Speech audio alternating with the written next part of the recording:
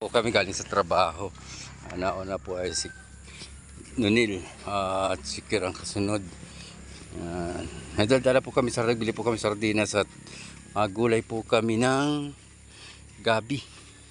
Masarap po yun. Gagataan natin ng purong-puro.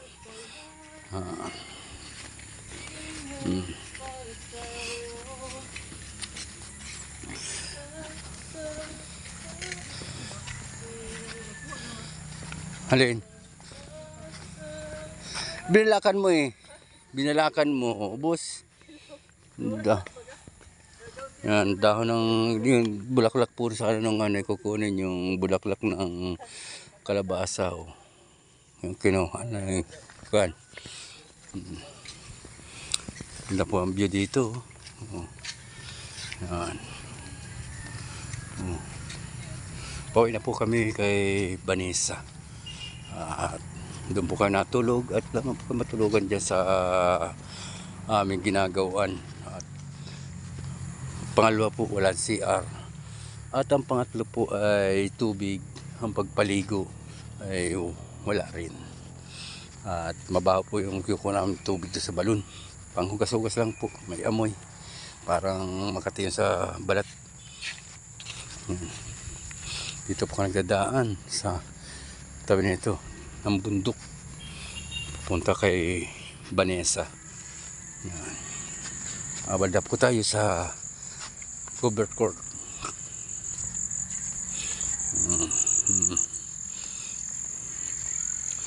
Grabe naman. Wala na tayo bumalda sa covered court. Ano. Yan. Ayan nilalakad namin po. Punta uwi araw-araw habang kami ay pupunta sa trabaho, pauwi. Yan. Bilis po maglakad sila, Kir.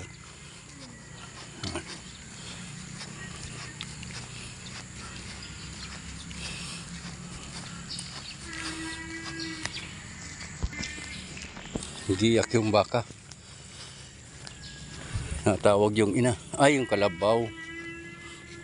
Oo nga.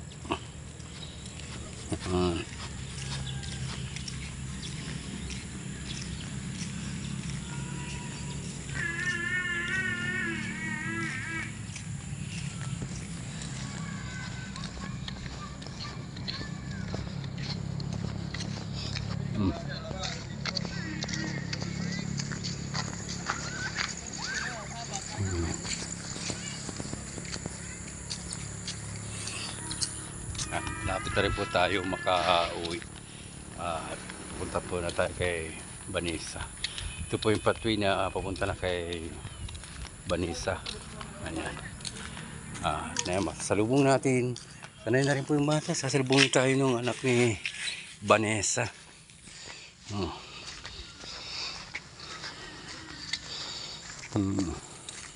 Ganda po dito ang danawan.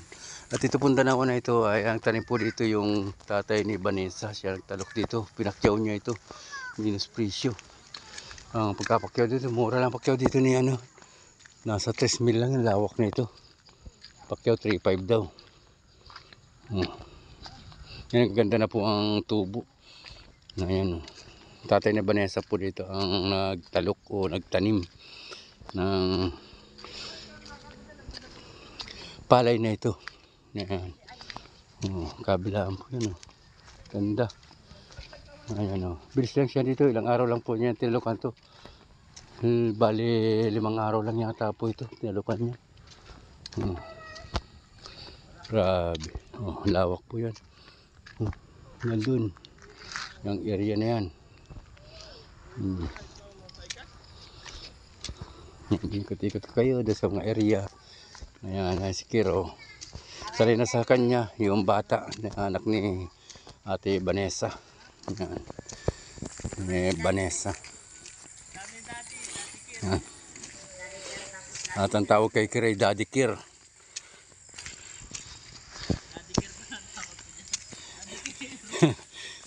Kay Nunil naman, Daddy Nunil. Yan.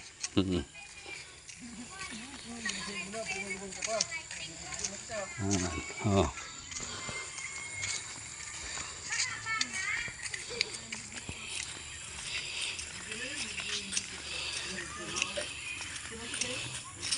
Medyo malapit na po tayo sa bahay ni Vanessa.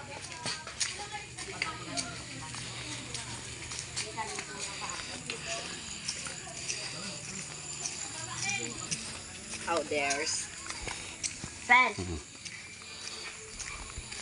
Nakarating na tayo. Kami may pobre dito. Grabe yan, mga pobre-pobre. Pobre kami dito eh. Sana meron din dito magpabahay sa amin. Gugulay po naman po kami ng gabi. Sinanil po ang pork natin. Kakami sa gulay. Diyos. Paghihimay ng gabi kanina po. Ito, pumasok kami sa loob at para sa mga pagluluto. Ayan o. Tulong-tulong po kami lahat dito sa pagluluto. Wala kaming siling. Magkikiluto kami sa mayroong siling. At kay Madam Vanessa. Ayan o. Na ito po yung siling niya. Dito gano'n. Sikir naman po yung nagluluto. Paki-support po ninyo. Yan, support po yung magsaing. Ito po yung aking course talaga. Kailangan ko po ito sa Hong Kong ng 3 taon. Yan, 3 taon ka sa Hong Kong. Yan. Magkasaing lang po ako doon.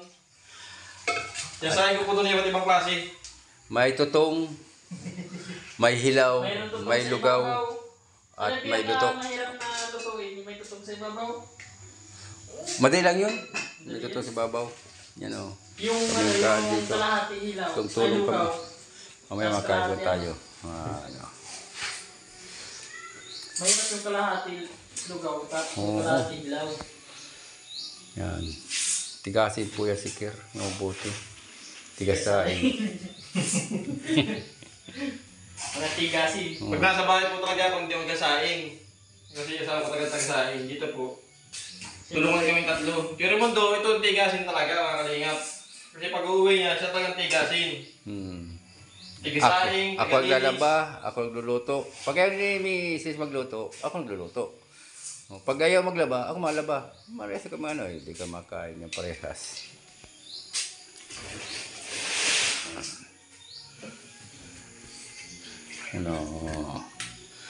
Ang sekreto mo dyan pagluto? Lalagyan natin ng Lucky Me. Lucky Me. Yun ang kan, saka sardinas. Expert na naman. Pang sport. Sarap yan lang. Liputok ang kata niyan. Mga 3 buo. Mga 2 lang. Ayan. 2 lang? 2 lang. Walang tugtog. Hindi tayo dito. Ang sarap ng pagluluto ni Inil. Saing na! Nagsasaing-saing na. Saing na. Yan. Tayo panggata sa gabi.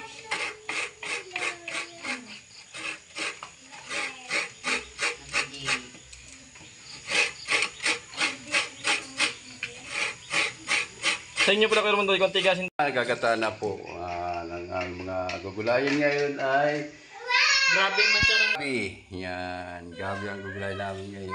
Bangot ay sardina. Nagsaing si Kir. Luto na po yung aking specialty. Yan. Tapos na, ngayon bigyan po.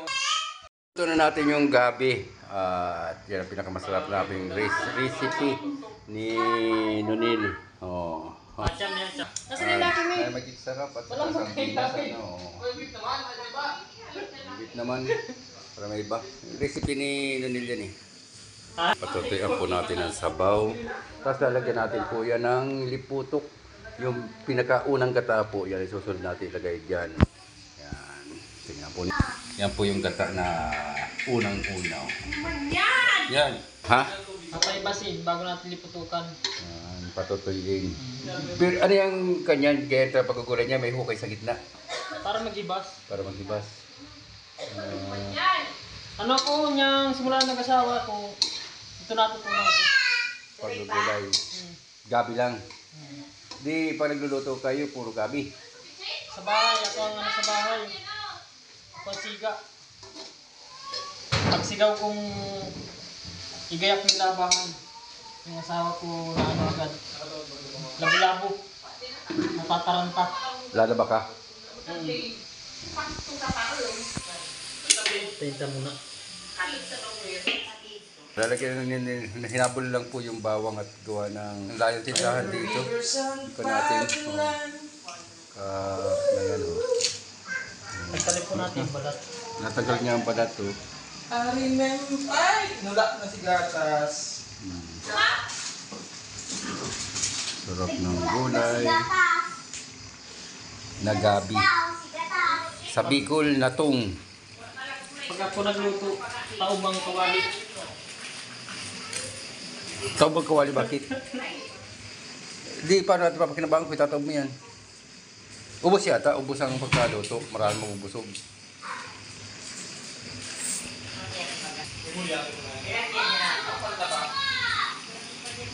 Riksa na po natin.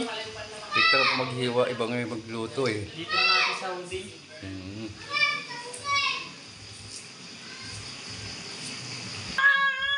Kain na po tayo. Kain na na. Pag may Nagsasantok. pagkakaisa, mas mabilis matapos. Kain na. Kanya-kanya po kami sandok sa plato at kanya-kanya rin kaming hugas. Yan. Oh. Ito po yung plato natin. Plato ko. Yan, kakain na Yan po mo tayo. plato.